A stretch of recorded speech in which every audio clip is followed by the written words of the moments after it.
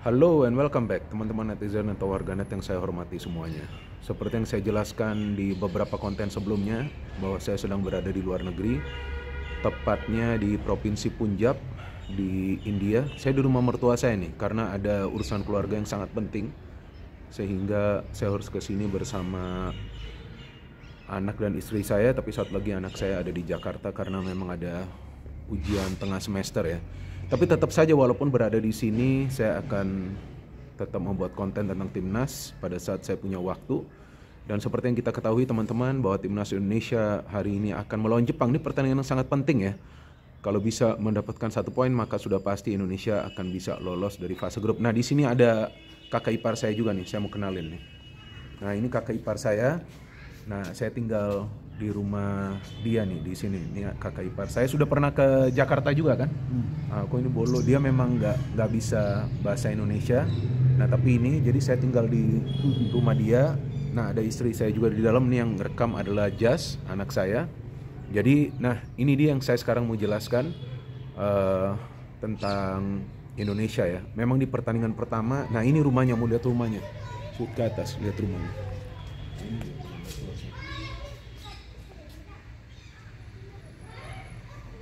Nah, depan coba ya, tunjukin depan. Nah, ke depan begitu.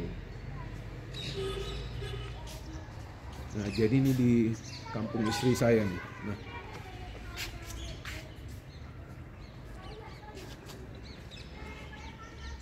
Nah, itu di sana ada sawah. Nah, jadi ini yang sekarang saya mau jelasin tentang Indonesia. Ini adalah pertandingan yang maha penting.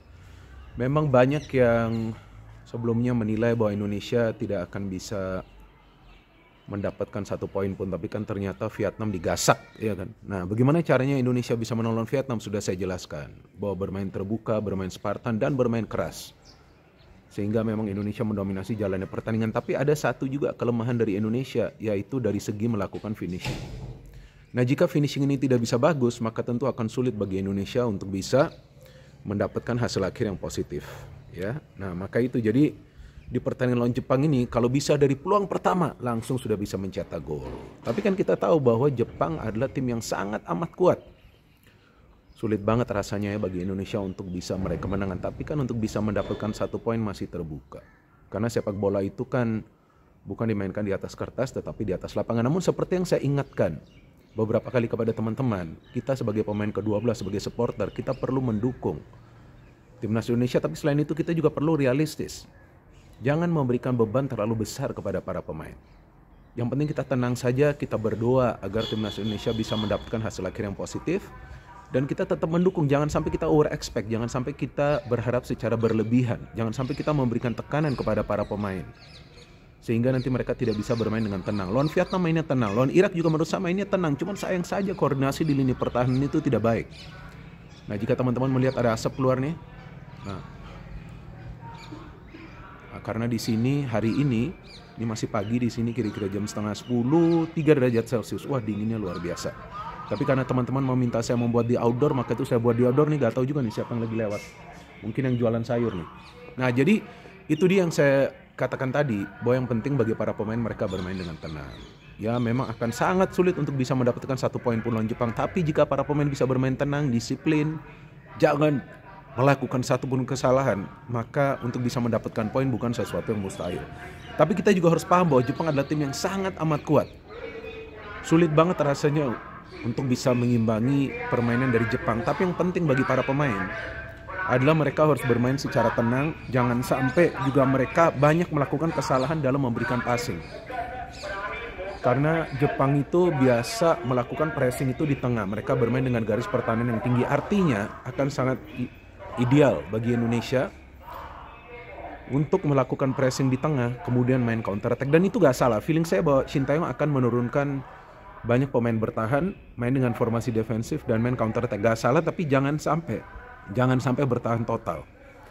Karena saya perhatikan ketika para pemain itu bertahan total, sering ada kesalahan yang mereka lakukan. Dan seperti juga sering saya jelaskan dalam beberapa konten sebelumnya, bahwa peluang dari Indonesia untuk lolos sangat tipis. Tapi sementara ini saya melihat di klasmen peringkat ketiga terbaik Indonesia bisa lolos ya, tapi tergantung juga nanti dari hasil akhir tim-tim lainnya seperti Oman dan juga Palestina. Artinya kalaupun nanti kalah lawan Jepang, ya tentu kita berharap bahwa tim-tim lainnya tidak bisa meraih kemenangan karena tim-tim lainnya rata-rata baru mendapatkan 1 poin. Jadi jika tim-tim lainnya nanti tidak bisa meraih kemenangan, Indonesia sudah punya 3 poin, maka kemungkinan Indonesia bisa lolos. Tapi satu lagi hal, jangan sampai saya agak susah ngomongnya karena dingin sekali. Jangan sampai lawan Jepang ini Indonesia dibantai. Nah itu aja deh. Yang penting jangan sampai dibantai. Kalau kalah pun mungkin dengan selisih 1 gol ataupun maksimal 2 gol. Nah tapi yang kita harapkan tentu bisa mendapatkan 1 poin. Dan saya melihat di pertahanan ketika Justin, Sandy Walsh dan juga Jordi Amat main, waduh solid banget pertahanan di tengah. Saya harapkan Marcelino tetap bermain di tengah dan di depan. Kita menunggu apakah Ramadan Sananta bisa turun atau enggak. Kalau bisa, Stroik bermain sedikit ke belakang dan Ramadan sebagai target man karena Ramadan ini adalah predator. Tapi kita tunggu saja nanti keputusan dari Sintayong, dan itu dia teman-teman yang bisa saya berikan analisanya bahwa Indonesia punya peluang untuk lolos. Tapi kita juga perlu realistis karena Indonesia adalah underdog di grup ini. Tapi dengan status underdog seharusnya para pemain main tenang saja, main lepas saja.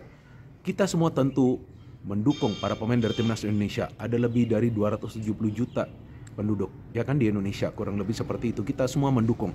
Bagi yang tidak ingin mendukung, saya pikir itu adalah hak mereka, tapi tolong jangan menghujat atau menghina para pemain dan juga jangan meremehkan para pemain. Mereka berjuang habis-habisan dan juga jangan memecah belah kita dengan narasi-narasi yang sebetulnya negatif, jelas negatif. Oke? Jadi kalian teman-teman yang memang nggak mau mendukung timnas Indonesia, itu adalah hak kalian. Tapi tolong jangan memecah belah kita. Kita semua satu supporter, saya yakin supporter-supporter yang memang mendukung timnas Indonesia semua bersatu demi kemajuan dari timnas Indonesia. Oke? Jadi kita sebangsa setanah air, yuk kita dukung timnas Indonesia. Kita berharap yang terbaik. Kalaupun nanti timnas Indonesia tidak lolos, kita juga harus paham bahwa ini adalah skuad yang muda.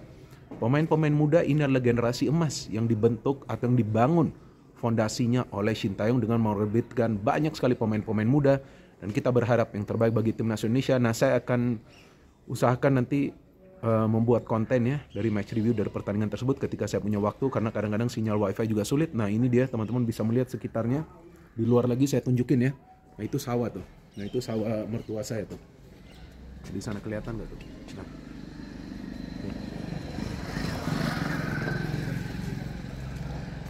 Oke, jadi sekian dan terima kasih. Kita dukung timnas Indonesia. No hate, no politics, only football. Salam sepak bola.